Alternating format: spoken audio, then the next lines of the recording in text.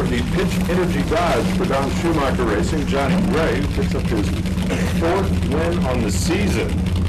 A very busy week since Chicago that got you and your team back to the winner's circle, sir. Yeah, the guy, we struggled for about 3 races here pretty good with the car, and guys loaded up Sunday night. The discussion was had that there's got to be something stupid going on with the car. So we loaded up Sunday night, called the chassis shop. They throwed everything out of the way, got on board. Guys went to the shop Sunday, stripped the car down Sunday night and early Monday morning, had it in the chassis shop about 7:30, a bare frame.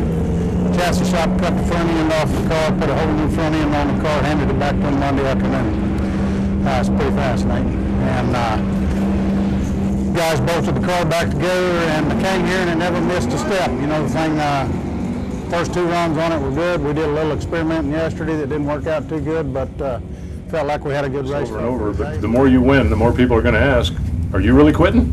Yes, sir. This is my last year as a full-time driver.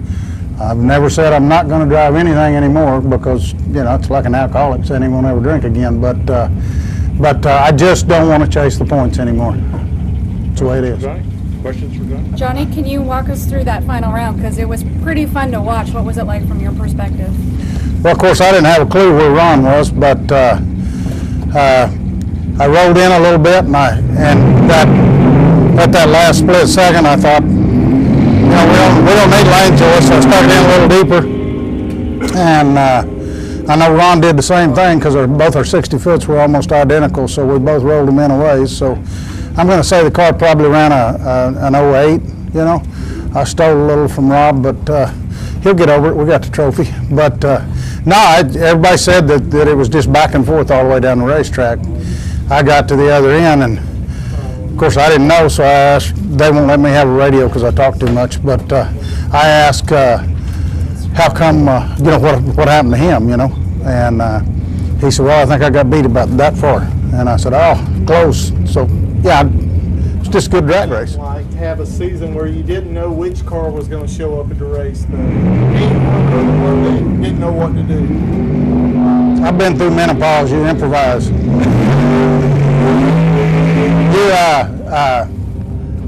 That's Rob's job to settle the car down. You just can't say enough for what my crew does for me.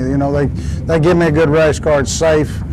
You just get in and do the best you can, and if it's your day, it's your day. You won the 2 races in May, and then you had a couple of races you kind of struggled, and I guess you can't really tell the tone of your voice in a press release, but it seemed like you were pretty frustrated before this race. We were getting a little frustrated because we threw everything but the kitchen sink at the car. I sat up there with Rob a lot. I used to tune my own cars, and I know how frustrating it can be.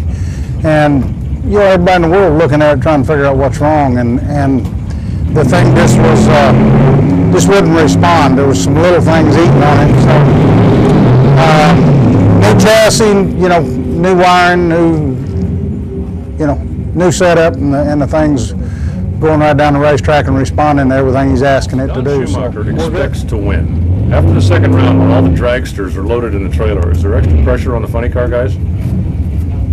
I don't know that there's any extra pressure on everybody or how everybody else handles it, but me personally, when I see him come in the tent, I either go hide on the other side of the car, go in my trailer or something, but when he's having a day like that, I find somewhere else to be besides close to him.